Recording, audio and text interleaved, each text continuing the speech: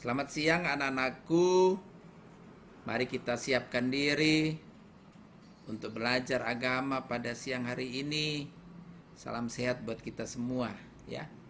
Mari kita mengawali pelajaran kita ini dengan doa. Mari kita berdoa dalam nama Bapa dan Putra dan Roh Kudus. Amin. Allah Bapa yang Maha Baik, kami mengucap syukur kepadamu pada siang hari ini karena Engkau telah memberikan kami waktu untuk belajar agama Katolik. Berkatilah kami agar apa yang kami pelajari di siang hari ini berguna dan bermanfaat untuk hidup kami. Terangilah kami dengan Roh Kudus-Mu agar kami mampu memahami bahwa Yesus Putramu Engkau utus ke dunia untuk mewartakan kerajaan Allah melalui sikap dan tindakannya. Ini semua kami sampaikan kepadamu dengan perantaran Kristus Tuhan kami. Amin. Bapa dan Putra dan Roh Kudus. Amin. Baik anak-anakku sekalian, kita akan mulai dengan pelajaran kita bab yang pertama, yaitu Yesus mewartakan kerajaan Allah. Dari bab yang pertama ini ada 3 subpokok bahasan ya. Yang pertama, kerajaan Allah sebagai pokok pewartaan Yesus. 2, Yesus mewartakan kerajaan Allah melalui perumpamaan. Yang ketiga, Yesus mewartakan kerajaan Allah melalui tindakan dan mujizat. Kita akan mulai dengan yang pertama mengenai kerajaan Allah sebagai pokok pewartaan Yesus.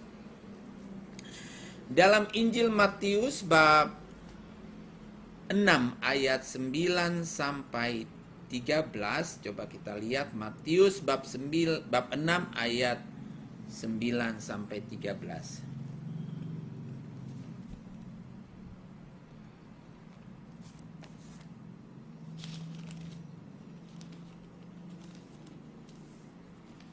Matius bab 6 ayat 9 sampai 13. Kita baca bersama-sama. Karena itu berdoalah demikian. Bapa kami yang di surga, dikuduskanlah namamu, datanglah kerajaanmu, jadilah kehendakmu di bumi seperti di surga. Berilah kami pada hari ini makanan kami yang secukupnya. Dan ampunilah kami akan kesalahan kami, seperti kami juga mengampuni orang yang bersalah kepada kami. Dan janganlah membawa kami ke dalam percobaan, tetapi lepaskanlah kami daripada yang jahat. Karena Engkau yang mempunyai kerajaan dan kuasa dan kemuliaan sampai selama-lamanya. Amin. Anak-anakku tahu ini yang sering kita doakan biasanya. Doa apa ini? Ya, adalah doa Bapa kami. Ya, doa Bapa kami itu merupakan doa yang diajarkan oleh Tuhan Yesus sendiri kepada kita. Tuhan Yesus mengajarkan itu kepada para rasulnya, dan kita sebagai pengikut yang beriman kepada Yesus sama saja dengan Tuhan Yesus mengajarkan doa itu kepada kita sekalian. Ya. Dalam doa Bapa kami tadi, kita mengucapkan kata-kata datanglah kerajaanmu. Coba diulang, datanglah kerajaanmu. Tentu saja yang dimaksud adalah kerajaan Allah. Ya. Kerajaan Allah adalah kerajaan surga, ya. Kerajaan Allah atau kerajaan surga. Apa itu sebenarnya kerajaan Allah? Apa itu sebenarnya kerajaan surga? Pengertian kerajaan Allah tidak muncul begitu saja pada zaman Yesus, tetapi berkembang sejak pada Perjanjian Lama. Dalam Perjanjian Lama, bangsa Israel sering menyebut nama Allah itu sebagai Yahweh, ya. Yahweh atau ya raja, ya. Allah diimani sebagai raja yang kuat, yang berkuasa, yang berdaulat, yang punya kekuatan, yang punya kekuasaan. Misalnya yang dialami oleh bangsa Israel dalam peristiwa penyeberangan Laut Merah. Ya, bangsa Israel keluar dari tanah Mesir, mereka harus menyeberangi Laut Merah. Mereka mengimani bahwa Yahweh, Allah yang berkuasa, Allah yang berdaulat, pasti akan membebaskan mereka, boleh menyeberangi Laut Merah. Itu dapat dilihat pada Keluaran, ya, kitab Keluaran bab 15 ayat 11 sampai ayat 13, atau di Ulangan bab 3 ayat 24, atau di Bilangan bab 23 ayat 21. Sebagai raja, Allah adalah raja yang adil, ya. Sebagai raja, ya, Allah itu sebagai raja, maka Dia adalah Allah raja yang adil, ya. Yang melindungi orang miskin. Ya. Dia adalah raja yang mulia. Dia adalah raja yang berkuasa atas seluruh bumi. Berkuasa untuk selama-lamanya. Ya. Anak-anakku, namun dalam hidupnya bangsa Israel sebagai bangsa terpilih, ya, bangsa Israel adalah bangsa pilihan Allah. Seringkali mereka tidak setia kepada Allah. Seringkali mereka membuat Allah marah. Sang Raja Allah yang Maha Kuasa itu selalu setia, selalu dekat dengan mereka. Namun bangsa Israel kadang menjauh dari Allah, lari dari kehendak Allah. Perbuatan dosa inilah yang menyebabkan mereka jatuh dalam pembuangan dan penindasan bangsa lain. Ya, mereka sudah disebut sebagai bangsa terpilih, tetapi karena mereka lari dari Allah, maka mereka jatuh di dalam penindasan bangsa-bangsa lain. Anak-anakku, pada masa bangsa Israel mengalami penindasan, Allah tetap menunjukkan kesetiaannya. Ya. Biar mereka ditindas oleh bangsa lain, Allah tetap hadir dalam kehidupan mereka itu. Ya. Allah tetap setia dengan mewartakan kehendaknya melalui pewartaan atau melalui para nabinya. Ya, Ia hadir melalui para nabinya untuk mewartakan kabar baik, kabar sukacita. Para nabi menegaskan bahwa akan tiba saatnya Allah akan membela mereka. Allah akan membangun suatu dunia. Ya. Suatu dunia yang baru, dengan hati yang baru, dengan perjanjian yang baru, ya. Dapat dilihat dalam Yeremia bab 31 ayat 31 sampai 34. Dalam dunia baru itu Allah untuk semua bangsa. Allah bukan lagi untuk bangsa Israel saja, tetapi Allah untuk semua bangsa. Allah akan menegakkan kembali pemerintahannya. Dia adalah Bapa yang kekal. Dia adalah Raja damai. Yesaya bab 5 bab 9 ayat 5. Ya. Allah adalah Bapa yang kekal. Allah adalah Raja damai. Melalui kekuasaannya yang besar itu, Allah akan menegakkan kembali damai sejahtera seperti pada pemerintahan Raja Daud. Ketika Yesus hidup, bangsa Israel berada dalam penjajahan bangsa Romawi. Yesus menghidupkan kembali harapan tegaknya kerajaan Allah, seperti yang pernah dilakukan oleh para nabi. Bagaimana masyarakat Yahudi semasa Yesus memahami pengertian tentang kerajaan Allah? Pada umumnya, masyarakat Yahudi pada saat itu sesungguhnya mempunyai harapan tentang tegaknya kembali pemerintahan dan kekuasaan Allah atas bangsa mereka. Namun, penghayatan mereka antara per orang maupun antar kelompok berbeda. Saat itu dalam bangsa Yahudi ditemukan beberapa paham tentang makna kerajaan Allah di antaranya. Satu, mereka memahami kerajaan Allah yang bersifat politis. Ya, bagaimana pemahaman kerajaan Allah yang bersifat politis?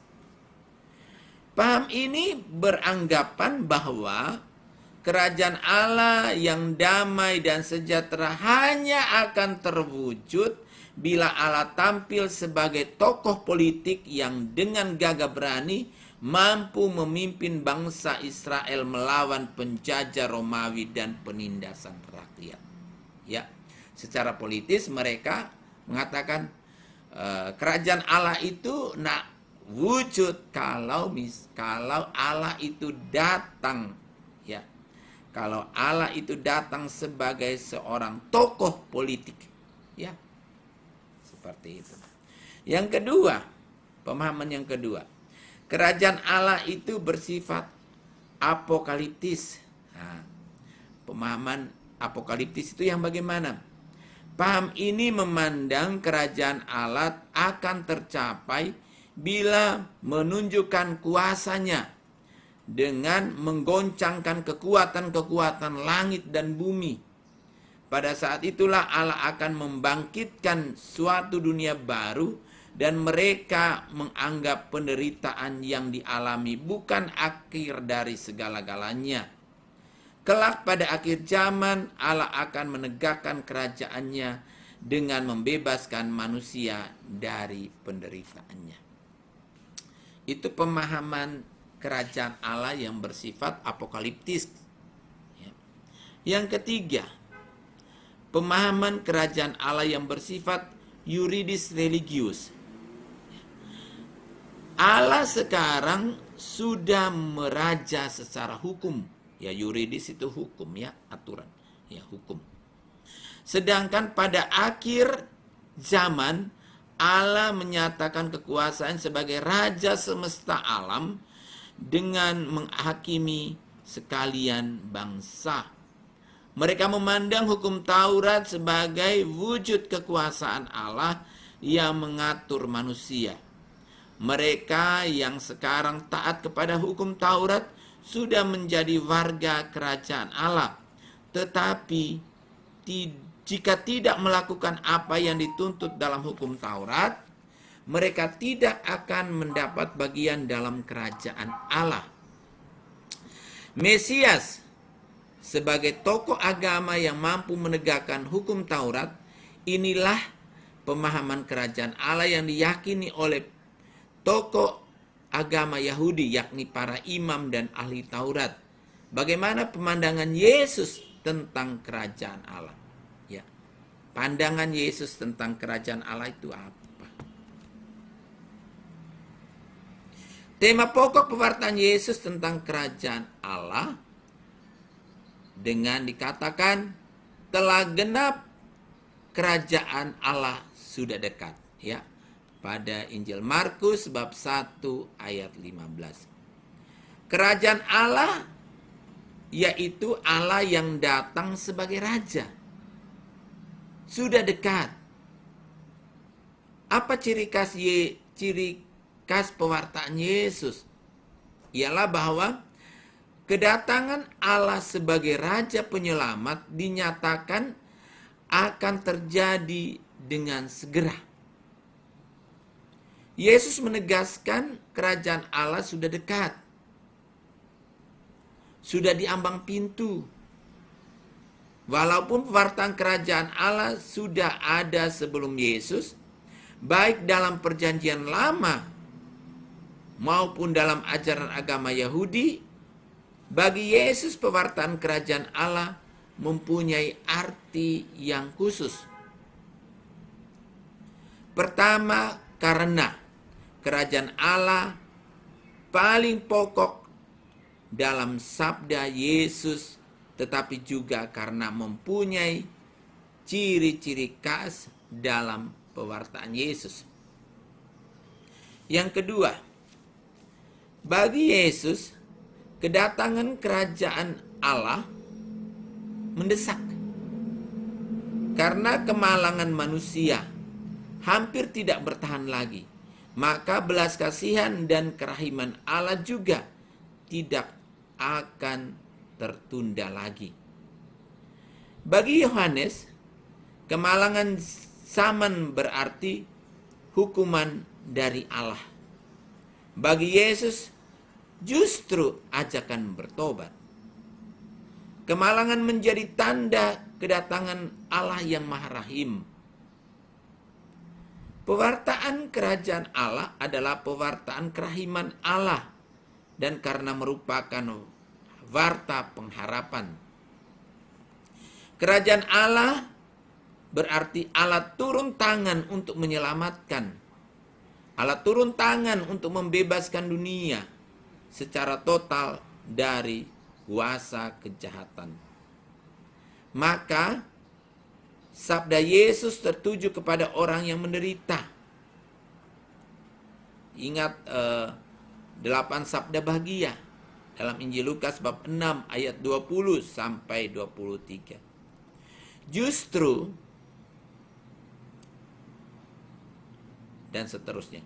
Justru mereka yang miskin dan menderita, singkatnya yang tidak memiliki apa-apa dan tak berdaya di dunia ini, paling condong mengharapkan segalanya berasal dari Tuhan. Satu-satunya sandaran mereka ialah Tuhan. Satu-satunya kekayaan dan kekuatan mereka adalah Tuhan. Tuhan adalah segala-galanya untuk mereka. Mereka inilah yang dinyatakan berbahagia oleh Yesus. Ya.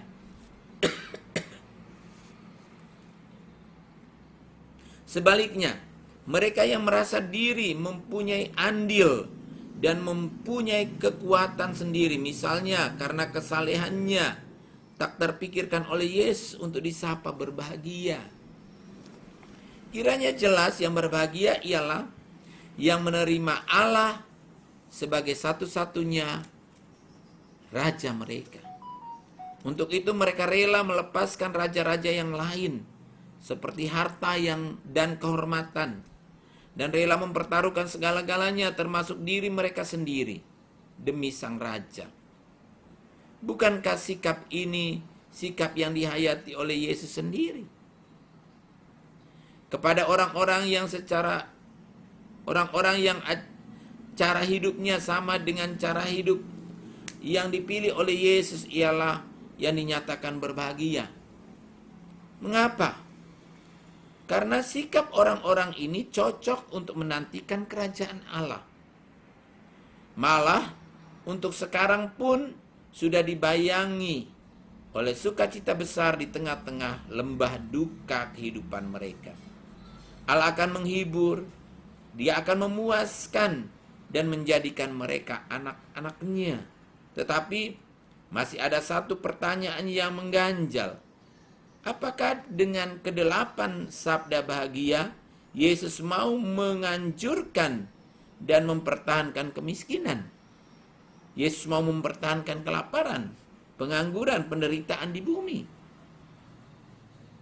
Jawabannya jelas, tidak. Dengan ke-8 sabdanya tadi, Yesus mau mengatakan bahwa kekayaan dan kekuasaan kita hanya terletak pada Allah. Dengan bersandar pada kekuatan Allah, kita harus berjuang menyingkirkan segala penderitaan di dunia ini.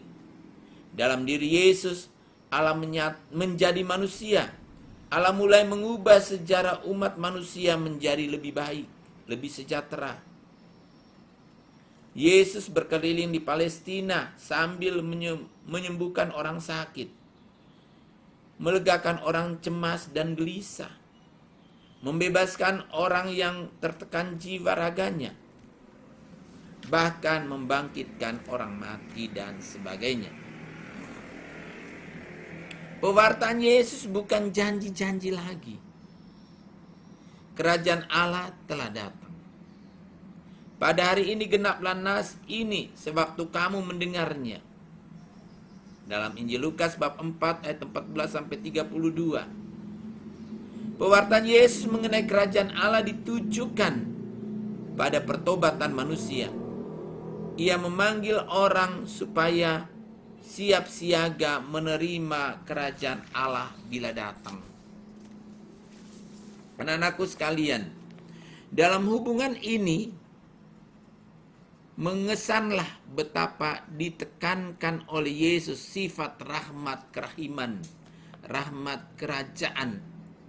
Bapa memberi kerajaan. Oleh karena itu orang harus menerima kerajaan seperti anak-anak. Tawaran rahmat itu sekaligus merupakan tuntutan mutlak. Kamu tidak dapat sekaligus mengabdi kepada Allah dan kepada mamon. Apa itu mamon?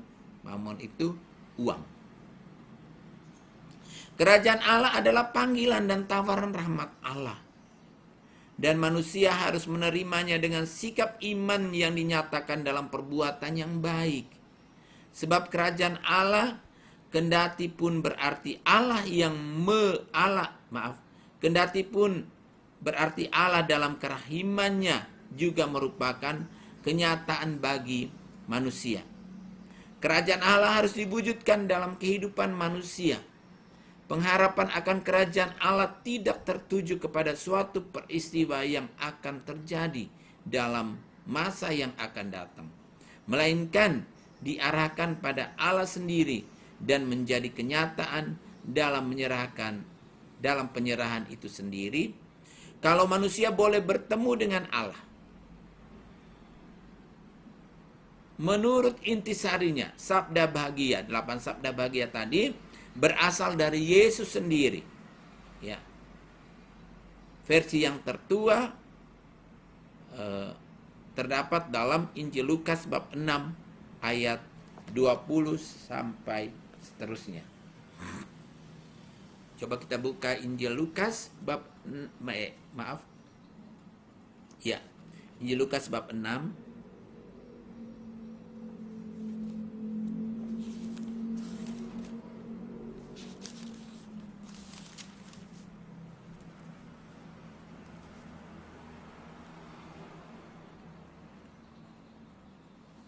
bab 20 sampai dengan bab 26. Ya. Kita baca bersama-sama sambil Bapak bacakan ini. Ucapan bahagia dan peringatan. Lalu Yesus memandang murid-muridnya dan berkata, "Berbahagialah, hai kamu orang yang miskin, karena kamulah yang mempunyai kerajaan Allah. Berbahagialah hai kamu yang Berbahagialah hai kamu yang sekarang ini lapar, karena kamu akan dipuaskan. Berbahagialah hai kamu yang sekarang ini menangis, karena kamu akan tertawa. Berbahagialah kamu jika karena Anak Manusia orang membenci kamu, dan jika mereka mengucilkan kamu dan mencela kamu, serta menolak namamu sebagai sesuatu yang jahat. Bersukacitalah pada waktu itu orang bergembira, dan bergembiralah sebab sesungguhnya upahmu besar di surga. Karena secara demikian juga nenek moyang mereka telah memperlakukan para nabi. Tetapi celakalah kamu, hai orang kaya, karena dalam kekayaanmu kamu telah memperoleh penghiburanmu. Celakalah kamu yang sekarang ini kenyang, karena kamu akan lapar. Celakalah kamu yang sekarang ini tertawa, karena kamu akan berduka cita dan menangis. Celakalah kamu jika semua orang memuji kamu, karena secara demikian juga nenek moyang mereka telah memperlakukan nabi-nabi palsu. Itulah sabda bahagia Yesus ya.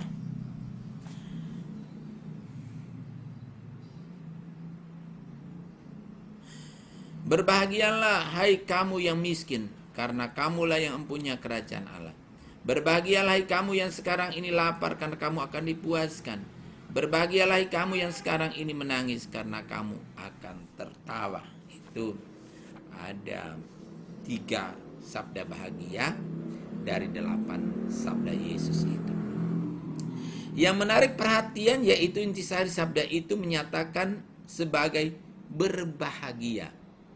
Bukan orang-orang saleh, melainkan orang miskin, orang lapar, orang yang menangis. Dengan demikian Yesus memaklumkan suatu revolusi yang membalikkan nilai-nilai dan tata hubungan. Maksud sabda bahagia itu dapat diuraikan sekitar pokok-pokok ini. Ketegangan eskatologis yang mewarnainya, yang dituju oleh sabda-sabda ini, serta sikap hidup mereka, dan siapakah yang secara konkret termasuk golongan mereka yang dinyatakan berbahagia oleh Yesus. Ketegangan eskatologis ini terungkap dalam pewartaan bahwa kerajaan Allah sudah dekat. Ungkapan ini berarti rangkap. Di satu pihak kerajaan Allah sudah terasa sekarang ini, tetapi di pihak lain penyelesaiannya belum tiba dan kesempurnaannya masih dinanti-nantikan. Oleh karena itu, terdapat ketegangan antara sudah dan belum. Sekarang pemerintahan Allah sudah membayangi dunia kita ini, tetapi belum datang dalam kesempurnaannya. Dengan kata lain, masa depan sudah mulai.